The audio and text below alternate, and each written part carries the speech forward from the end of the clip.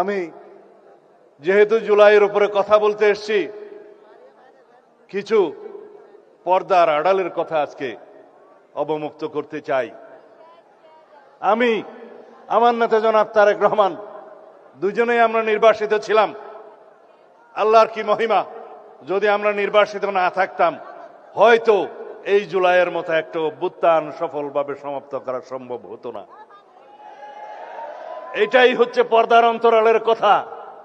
কোনোদিন আমরা ঘুমাইনি, 24টা ঘন্টা কোঅর্ডিনেশন করে আমাদের নেতা কর্মীদেরকে বিভিন্নভাবে আমরা অর্গানাইজ করে এই জুলাই যোদ্ধাদের সম্মুখে রেখে অরাজনৈতিক পরিচয়ে এই আন্দোলনের একটা পর্যায় পর্যন্ত আমরা, আওয়ামী লীগের রাজনৈতিক পতন হয়েছে, দাফন হয়ে গেছে দিল্লিতে। সেই আওয়ামী লীগ বাংলাদেশে আর কোনোদিন রাজনীতি করতে পারবে না। ইনশাআল্লাহ খুব শিগগির রাজনৈতিক দল হিসেবে সেই রাজনৈতিক দলকে বিচারের কাঠগড়ায় নিয়ে যাওয়া হবে।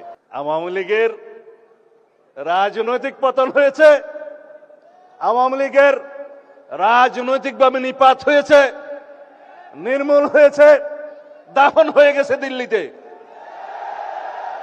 সেই আওয়ামী লীগ বাংলাদেশে আর কোনোদিন রাজনীতি করতে পারবে না।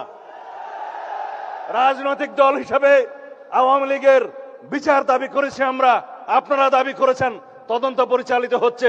ইনশাআল্লাহ খুব শিগগির রাজনৈতিক দল হিসেবে সেই রাজনৈতিক দলকে বিচারের কাঠগড়ায় নিয়ে যাওয়া হবে।